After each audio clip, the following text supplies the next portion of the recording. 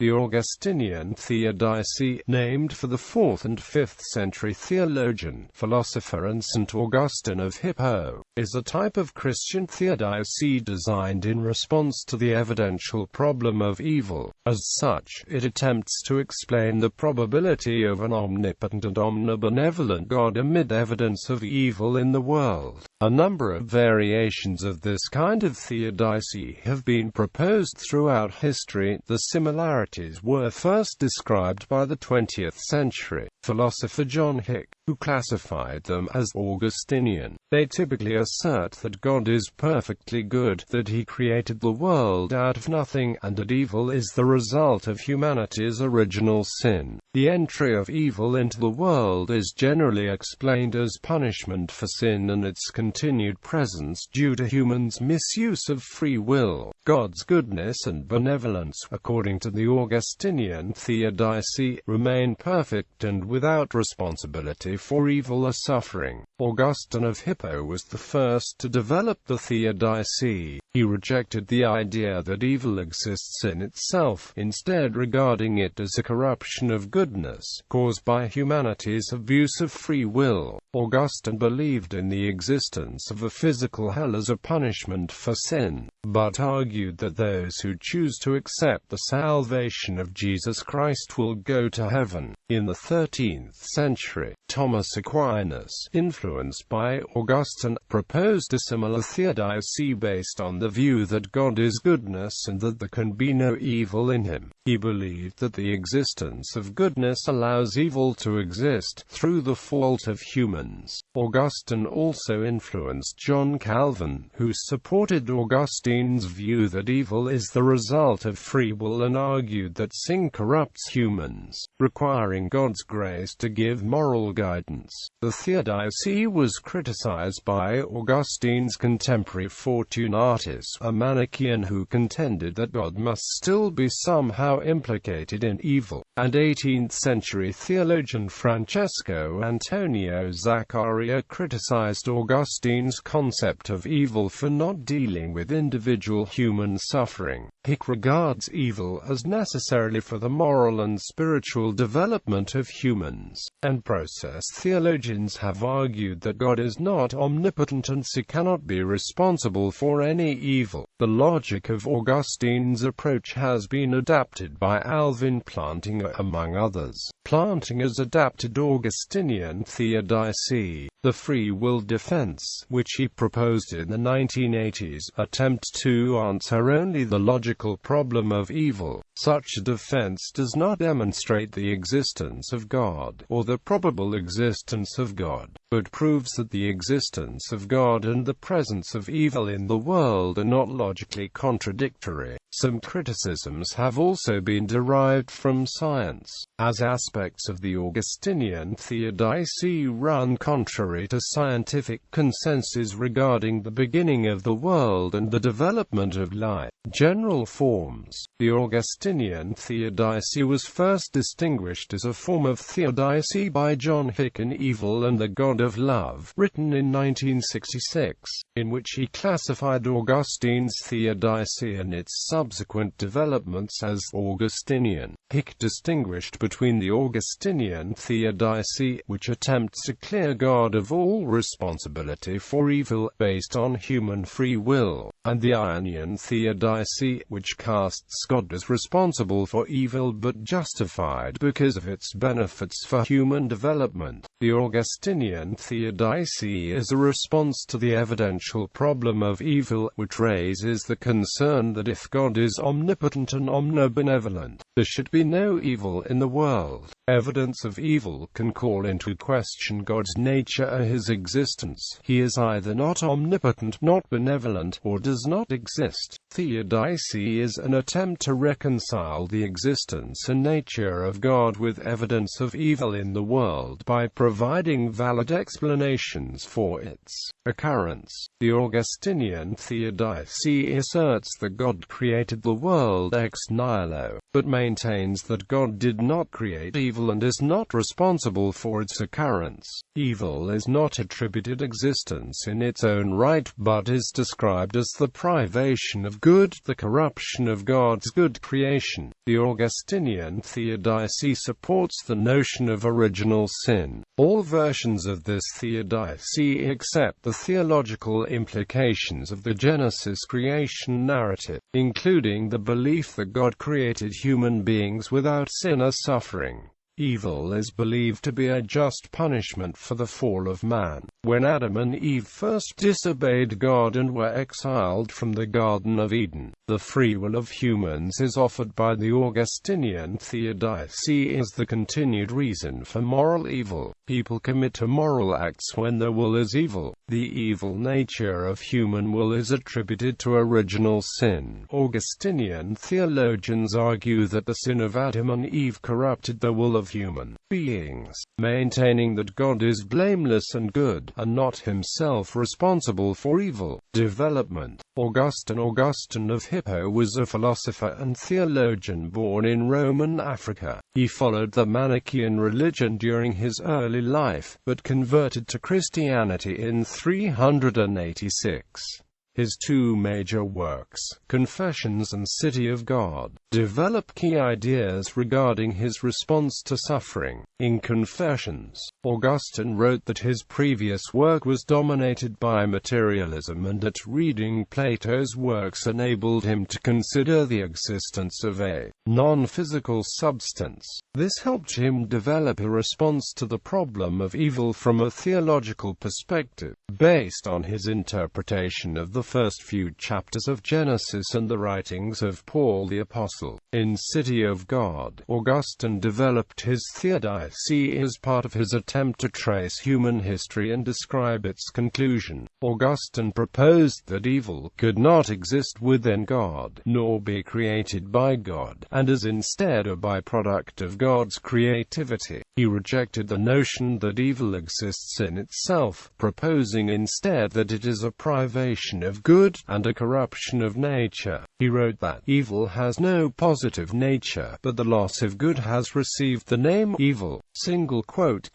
Both moral and natural evil occurs, Augustine argued, owing to an evil use of free will, which could be traced back to Adam and Eve's original sin. He believed that this evil will, present in the human soul, was a corruption of the will given to humans by God, making suffering a just punishment for the sin of humans. Because Augustine believed that all of humanity was seminally present in the loins of Adam, he argued that all of humanity inherited Adam's sin and his just punishment. However, in spite of his belief that free will can be turned to evil, Augustine maintained that it is vital for humans to have free will, because they could not live well without it. He argued that evil could come from humans because, although humans contained no evil, they were also not perfectly good and hence could be corrupted. Augustine believed that a physical hell exists, but that physical punishment is secondary to the punishment of being separated from God. He proposed two reasons for this. Firstly, humans have free will, and only those who choose to follow God will be forgiven and able to avoid hell. Secondly, he believed that Adam and Eve's choice to sin affected our free choice, and that humans are left unable to resist sin. Augustine proposed that the grace of Jesus Christ freed humans from original sin, but he maintained that humans can only be saved if they choose to receive grace, and that this choice is formed by the character of individual humans, accepting that even those who will be saved continue to sin. Augustine proposed that those who choose God's grace will still go to hell for a time to purge them of the sin, before going to heaven. Thomas Aquinas, a 13th-century scholastic philosopher and theologian heavily influenced by Augustine, proposed a form of the Augustinian theodicy in his Summa Theologica. Aquinas began by attempting to establish the existence of God through his 5 ways. and then attested that God is good and must have a morally sufficient reason for allowing evil to exist. Aquinas proposed that all goodness in the world must exist perfectly in God, and that, existing perfectly, God must be perfectly good. He concluded that God is goodness, and that there is no evil in God. Aquinas supported Augustine's view that evil is a privation of goodness, maintaining that evil has existence as a privation intrinsically found in good. The existence of this evil, Aquinas believed, can be completely explained by free will. Faced with the assertion that humans would have been better off without free will, he argued that the possibility of sin is necessary for a perfect world, and so individuals are responsible for the sin. Good is the cause of evil, but only owing to fault on the part of the agent. In his theodicy, to say something is evil is to say that it lacks goodness, which means that it could not be part of God's creation, because God's creation lacked nothing.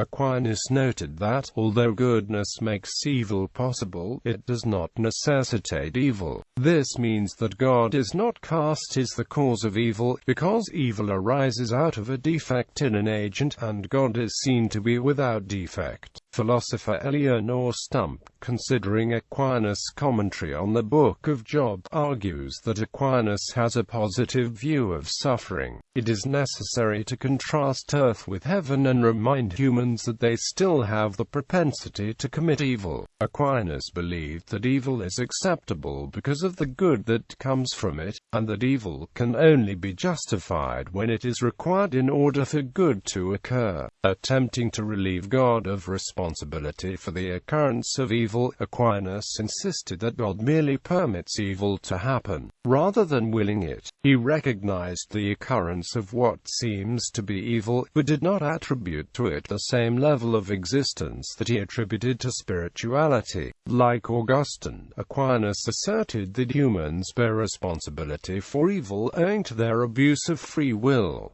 John Calvin, who was a 16th-century French theologian and principal figure in the development of Calvinism, was influenced by Augustine's works. Unlike Augustine, Calvin was willing to accept that God is responsible for evil and suffering. However, he maintained that God cannot be indicted for it. Calvin continued the Augustinian approach that sin is the result of the fall of man, and argued that the human mind, will, and affections are corrupted by sin. He believed that only the grace of God is sufficient to provide humans with ongoing ethical guidance, arguing that reason is blinded by humans' sinful nature.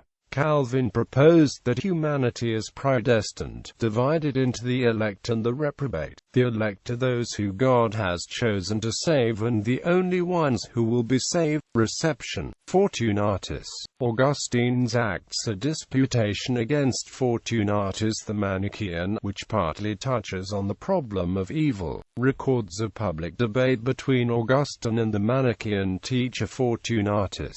Fortunatus criticized Augustine's theodicy by proposing that if God gave free will to the human soul, then he must be implicated in human sin. Quoting the New Testament, Fortunatus proposed that evil exists beyond the evil acts people commit, and that people commit such acts because of their own flawed nature. Augustine replied by arguing that the sin of Adam constrained human freedom in a way similar to the formation of habits. This was not a teaching on original sin, but on the limitations of human freedom caused by sin. Fortunatus proposed that Augustine was reducing the scope of evil only to what is committed by humans. Though Augustine writes that Fortunatus finally conceded the debate when he admitted that he could not defend his views on the origin of evil. Buddhism. Scholars of religion Paul Ingram and Frederick Strang argued that the teachings of Buddhism challenge Augustine's view of good and evil, proposing a dualism in which good and evil have equal value instead of casting good over evil as Augustine did. This is similar to the Manichaeist account of good and evil, that the two are equal and in conflict, though Buddhism teaches that the two will come to a final conclusion and transcend the conflict. Ingram and Strang argued that the Augustinian theodicy fails to account for the existence of evil before Adam's sin, which Genesis presents in the form of the serpent's temptation.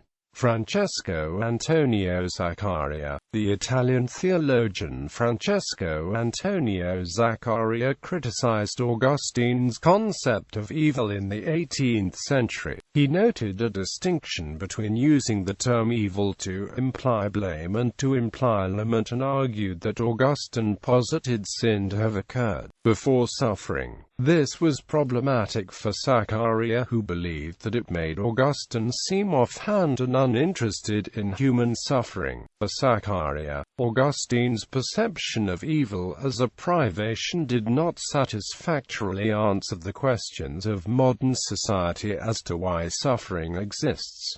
John Hick criticized the Augustinian theodicy when he developed his own theodicy in 1966.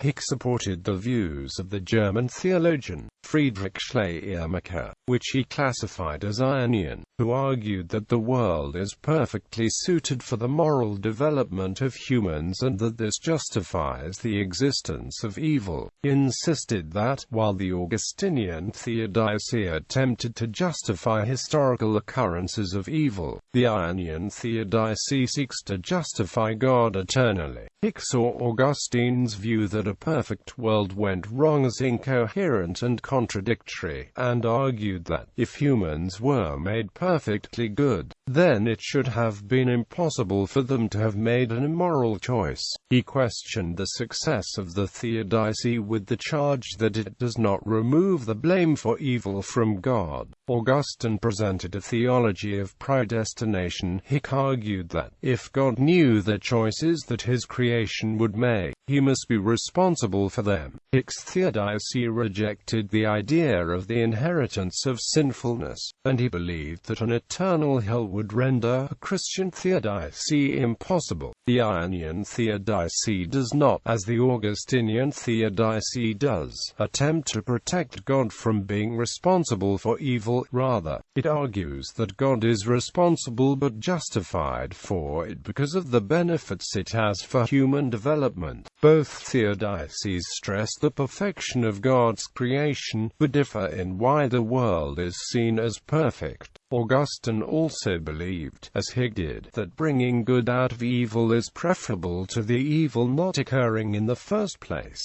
Process theology, in God, Power and Evil, a process theodicy, published in 1976. David Ray Griffin criticized Augustine's reliance on free will and argued that it is incompatible with divine omniscience and omnipotence. Griffin argued in later works that humans cannot have free will if God is omniscient. He contended that, if God is truly omniscient, then he will know infallibly what people will do, meaning that they cannot be free. Griffin argued that the human will could not oppose God's will, if God is omnipotent. He proposed that original sin as Augustine conceived it must itself be caused by God, rendering any punishment he wills unjust. Process theology argues that God is not omnipotent. Rather than coercion, he has the power of divine persuasion, but he cannot force his will. Griffin, a prominent process theologian, argues that God feels the pain of the world and does everything within his power to achieve good, but he can neither force beings to be good nor prevent evil because he does not play a coercive role in the world. Process theology teaches that, rather than creating the world ex nihilo, God created it out of a pre-existent chaos.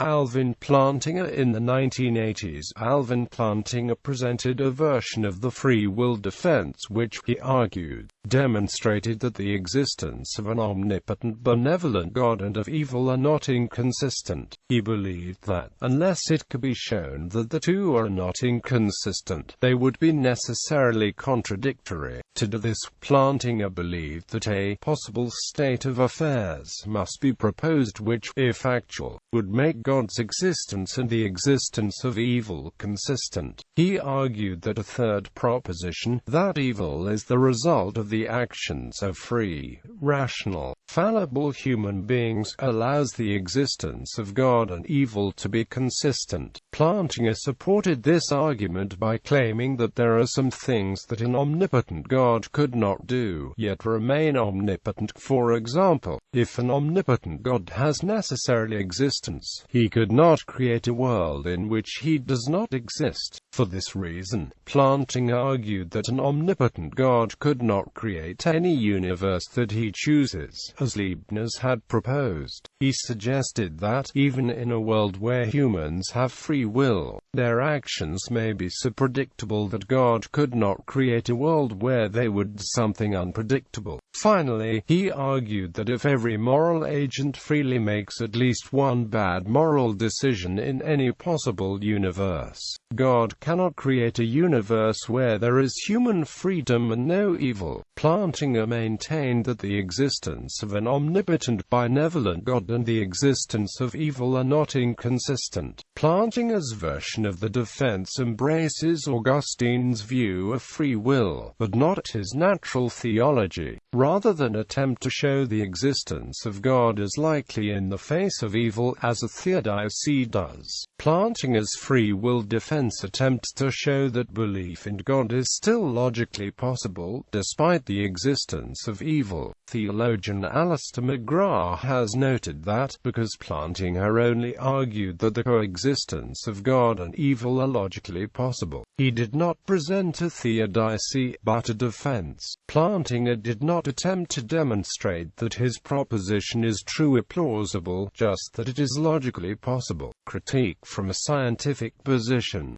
John Hick criticized Augustine's theory for being implausible in light of Darwin's theory of evolution, as it would make Augustine's idea of a fall from perfection inaccurate. This is reiterated by Professors Nancy Murphy and George Francis Rayner Ellis, who also contend that Augustine's idea of transmitting original sin from Adam to the rest of humanity requires biological explanation. Professor of Comparative Religion Arvind Sharma has argued that natural evil cannot be the result of moral evil in the way Augustine suggested. Scientific consensus is that natural disasters and disease existed before humans and hence cannot be the result of human sin. The 20th century philosopher Reinhold Niebuhr attempted to reinterpret the Augustinian theodicy in the light of evolutionary science by presenting its underlying argument without mythology. Niebuhr proposed that Augustine rejected the Manichaean view that grants evil ontological existence and ties human sin to the created state. Augustine's argument continued, according to Niebuhr, by proposing that humans have a tendency to sin because of a biologically inherited nature, and rejected the Pelagian view that human will could overcome sin on its own.